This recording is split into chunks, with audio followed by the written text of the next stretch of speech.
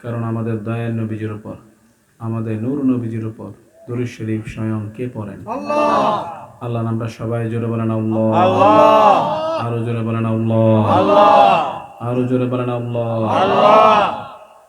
আল্লাহ বললে কার জিকির হয়? আমরা আল্লাহ জিকির করতে চাই কিনা? আল্লাহ জিকির করার দরকার আছে কিনা? আযকুরুনি আযকুরুকুম ওয়াশকুরুলি ওয়ালা তাকফুরুন, ঠিক কিনা? আল্লাহ পাক বলে দিয়েছেন, তোমরা আমার জিকির করো, আমিও তোমাদের জিকির করব। আমরা আল্লাহ জিকির করলে আল্লাহ আমাদের জিকির করবেন। পার্থক্য আছে কিনা? আছে। আমরা যদি আমাদের সন্তানদেরকে ডাকি, ছোট কাউকে ডাকি, মায়া করে ডাকি, স্নেহের সাথে ডাকি, আর বড়দেরকে যখন ডাকি, মুরব্বীদেরকে যখন ডাকি, সম্মানের সাথে ডাকি, আদবের সাথে ডাকি, ঠিক কিনা? আল্লাহ পাক এই আয়াতের ব্যাখ্যাতে কোরআনের ব্যাখ্যা আছে কিনা?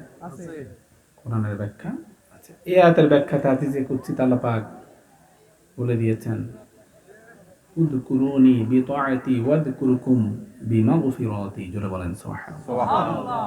যে কোরআনে আমি বলেছি তোমরা আমার জিকির করলে আমিও তোমাদের জিকির করব। তোমরা আমার জিকির করবা আমার গোলামি করার জন্য, আমার আনুগত্য করার জন্য। আর আমি তোমাদের জিকির করব, অর্থাৎ আমি তোমাদের জীবনের গুনাহগুলোকে মাফ করে দিব।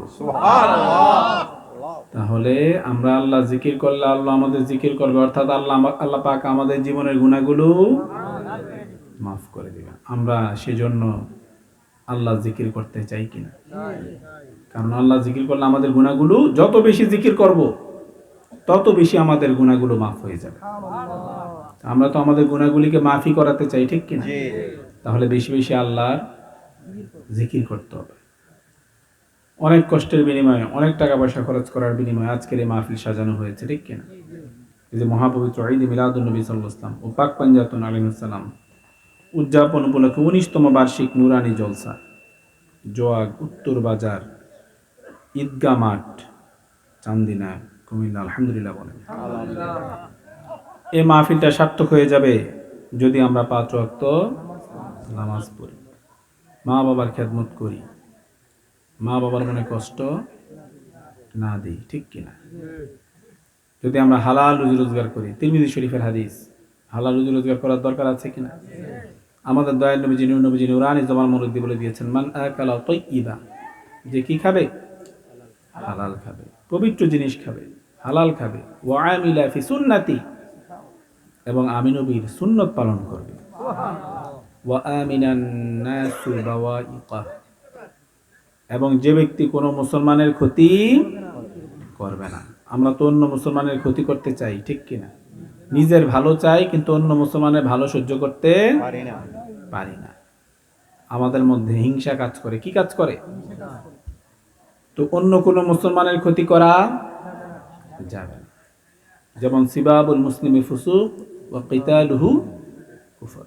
নবীজি কি বলেছেন? কোনো মুসলমানকে গালি দেওয়া হলো ফাসিকি, আর কোনো মুসলমানকে হত্যা করা হলো কুফরি। জোরে বলেন নাউযুবিল্লাহ। বুখারী শরীফের হাদিস কিতাবুল আদাবের মধ্যে রয়েছে, আমাদের আপনার কিতাবুল আদাবের মধ্যে রয়েছে, লাম ইয়াকুনিন নবী সাল্লাল্লাহু আলাইহি সাল্লাম সাব্বাবান ওয়ালা ফাহাশান ওয়ালা লাআনান। জোরে বলেন সুবহানাল্লাহ। নূর নবীজি, দয়াল নবীজি কখনো কাউকে সাব্বাবান কি দিতেন না? গালি দিতেন না। আমরা মানুষকে গালি দেই কিনা? ওয়ালা ফাহাশান, এবং নূর নবীজি অশ্লীল কথা বলতেন না। আমরা বলি কিনা? বলি। ইন্নাল্লাহা লা ইউহিব্বুল ফাহিশা ওয়াল বাদিআ। নূর নবীজি নুরানি জবান মুরব্বি বলে দিয়েছেন, আল্লাহ পাক অশ্লীলতাকে এবং নির্লজ্জতাকে, অশ্লীলতাকে এবং নির্লজ্জতাকে আল্লাহ পাক পছন্দ করেন না। নির্লজ্জ যে ব্যক্তির অন্তরে কি নাই? লজ্জা নাই। আমাদের অন্তরে লজ্জা কম, কি কম। আর যে বেশি লজ্জা, যার ভিতরে বেশি লজ্জা আছে, আমরা তাকে মদন মনে করি, বেকুব মনে করি, ঠিক কিনা? তাকে নিয়ে আমরা কি করি? হাসি ঠাট্টা করি, ট্রল করি, যে এই লোকটা এরকম করে কেন? কিন্তু লজ্জা হলো আল হায়াউ শুবাতুন মিনাল ঈমান। জোরে বলেন সুবহানাল্লাহ। লজ্জাশীলতা হলো ঈমানের একটা শাখা। জোরে বলেন না সুবহানাল্লাহ। লজ্জাশীলতা ভালো নাকি খারাপ? আল হায়াউ ওয়াল আইয়ু শু'বাতানি মিনাল ঈমান। নূর নবীজি নুরানি জবান মুবারকে বলে দিয়েছেন, লজ্জাশীলতা এবং আইয়ু কি থাকা? চুপ থাকা। লজ্জাশীলতা এবং চুপ থাকা, এই দুইটা হলো ঈমানদারের ঈমানের দুইটা শাখা। আমরা মনে করি চুপ থাকলে তো মানুষ আমাকে কি মনে করবে? বোকা মনে করবে। যত বেশি আমরা কথা বলতে পারবো তত বেশি আমার ক্রেডিট, এরকম আমরা মনে করি কিনা? কিন্তু মূলত মাওলা আলী বলেছেন, যে যত বেশি জ্ঞানী হবে তার কথা তত কম হবে, আর যে যত বেশি মূর্খ সে তত বেশি পটপট করবে, তত বেশি বাচাল হবে, বকবক করবে। এরকম মানুষ আছে কিনা? শুধু কথা বলে, মনে করে যত বেশি কথা বলে মানুষ তাকে তত বেশি জ্ঞানী মনে করবে। নাউজুবিল্লাহ পড়েন না। নবীজি কি বলেছেন? মাউ সমাতা নাজাত, যে চুপ থাকে সে মুক্তি পায়। যেমন আরেকটা হাদিস শরীফ আমাদের দয়াল নবীজি নুরানি জবান মুবারকে বলে দিয়েছেন, মাকামু রাজুলিন বিসসামতি আফদালু মিন ইবাদাতি 60 সানা। জোরে বলেন না সুবহানাল্লাহ। নবীজি নুরানি জবান মুবারকে বলে দিয়েছেন, দুনিয়ার কথা না বলে চুপ থাকলে, যে ব্যক্তি দুনিয়ার কথা বলে না বলে চুপ থাকে, আফদালু মিন ইবাদাতি 60 সানা, 60 বছর ইবাদত করলে যে সওয়াব, দুনিয়ার কথা না বলে চুপ থাকলে তার থেকেও বেশি সওয়াব। আপনি কি করবেন? ঘাম ঝরানোর মতো কোনো কাজ করবেন না, জাস্ট দুনিয়ার কথা না বলে আপনি চুপ থাকবেন। মাকামু রাজুলিন বিসসামতি, কিসের দ্বারা? চুপ থাকার দ্বারা। 60 বছর ইবাদত করলে যে সওয়াব তার থেকেও বেশি সওয়াব। তাহলে আমরা দুনিয়ার কথা বলবো নাকি চুপ থাকবো? দুনিয়ার কথা বলা থেকে চুপ থাকা উত্তম। চুপ থাকার থেকে আল্লাহ রাসূলের কথা বলা উত্তম। জোরে বলেন সুবহানাল্লাহ। ওয়াল বাদাউ ওয়াল বায়ানু শু'বাতানি মিনান নিফাক। ওয়াল বাদাউ ওয়াল বায়ানু শু'বাতানি মিনান নিফাক। জোরে বলেন নাউযুবিল্লাহ। আনু নবীজি বলেছেন, নির্লজ্জতা কি? নির্লজ্জতা, লজ্জাশীল। আমরা কি, আমাদেরকে কি হতে হবে? লজ্জাশীল হতে হবে। আল হায়াউ লা ইয়াতি ইল্লা বি খায়র। আল হায়াউ লা ইয়াতি ইল্লা বি খায়র। নূর নবীজি নুরানি জবান মুবারকে বলে দিয়েছেন, লজ্জাশীলতার ভিতরে ভালো ছাড়া আর অন্য কোনো কিছু নাই। সুবহানাল্লাহ। লজ্জাশীলতার ভিতরে শুধু ভালো আছে, ভালো ছাড়া আর অন্য কোনো কিছু নাই। তাহলে আমরা লজ্জাশীল হতে চাই কিনা? আর যারা নির্লজ্জ, শেমলেস, যারা কি শেমলেস, যারা নির্লজ্জ, যাদের ভিতরে লজ্জা নাই, নবীজি বলেছেন, ওয়াল বাদাউ ওয়াল বায়ানু শু'বাতানি মিনান নিফাক। যে ব্যক্তি নির্লজ্জ, যার অন্তরে লজ্জা নাই, এবং যে ব্যক্তি বাচাল, বেশি কথা বলে, এই দুইটা হলো মুনাফিকের দুইটা শাখা। একটু জোরে বলেন না নাউযুবিল্লাহ।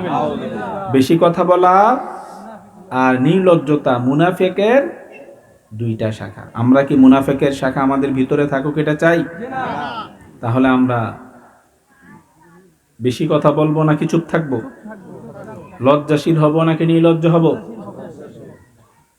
আপনি যদি বেশি কথা বলেন, আপনার ভিতরে যদি লজ্জা না থাকে, আপনি যদি ফাঁসা কথা বলেন, তাহলে বোঝা যাবে আপনার ভিতরে আপনি এখনো মুমিন হতে পারেন নাই।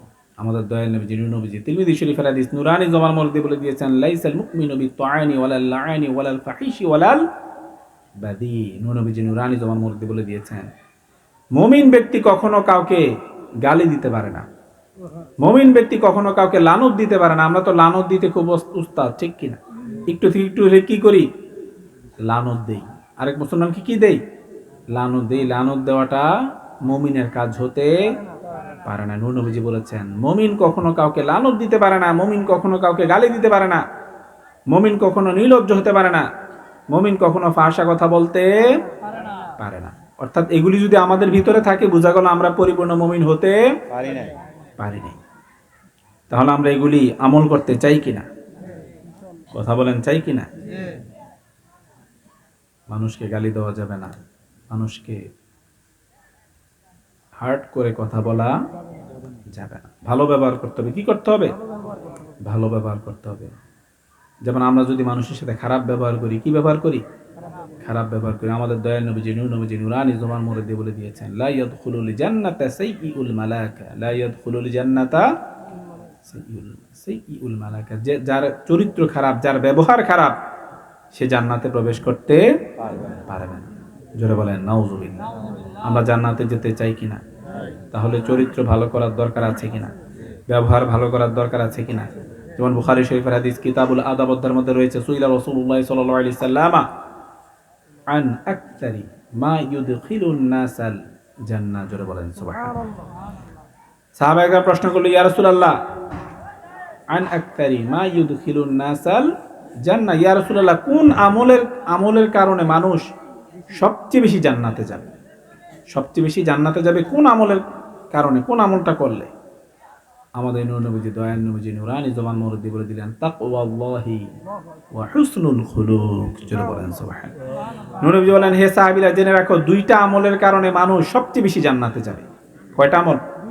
দুইটা আমল। এক নাম্বার হলো তাকওয়াল্লাহ। কি? যার ভিতরে তাকওয়া থাকবে, যার ভিতরে আল্লাহর ভয় থাকবে। ইন্না আকরামাকুম ইনদাল্লাহি আতকাকুম।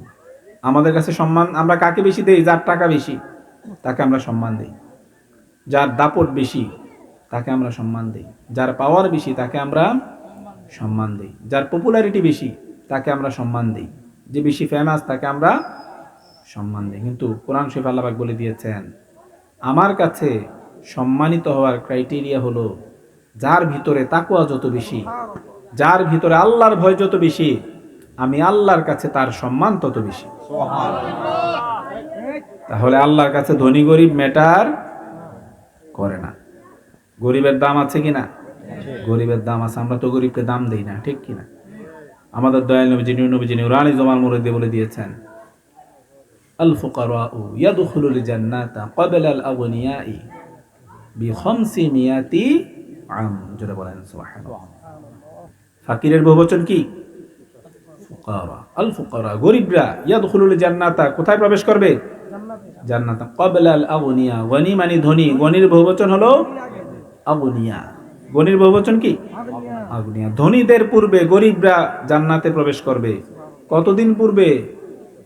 বিখামসি মিয়াতি আম, 500 বছর পূর্বে। সুবহানাল্লাহ।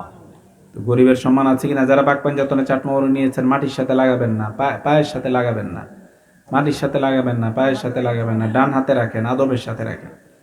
ঘরে নিয়ে এমন জায়গায় রাখতে হবে যেখানে বাচ্চারা টাচ করতে না পারে, কারণ বাচ্চারা 1 নাম্বার 2 নাম্বারে গেলে ঠিক মতো পাক পবিত্র হতে পারে না। বাচ্চা মানুষ, ঠিক কিনা? তারা এত পাক পবিত্র বুঝে না। এই জন্য এমন জায়গায় রাখতে হবে যাতে বাচ্চারা এটা টাচ ধরতে না পারে। চেষ্টা করবেন মাথার কাছে রাখার জন্য। কোথায়?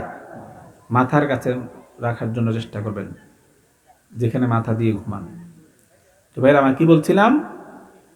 যে গরিবরা ধনীদের 500 বছর আগে বেহেশতে যাবে। অনেক গরিব আছে নামাজ রোজা করেন, ওইগুলো না। যে গরিবরা কি করে? নামাজ রোজা করে, ইবাদত বন্দেগী করে। মনে করেন একটা গরিব লোক নামাজ রোজা ইবাদত বন্দেগী করে, আর একটা ধনী লোক নামাজ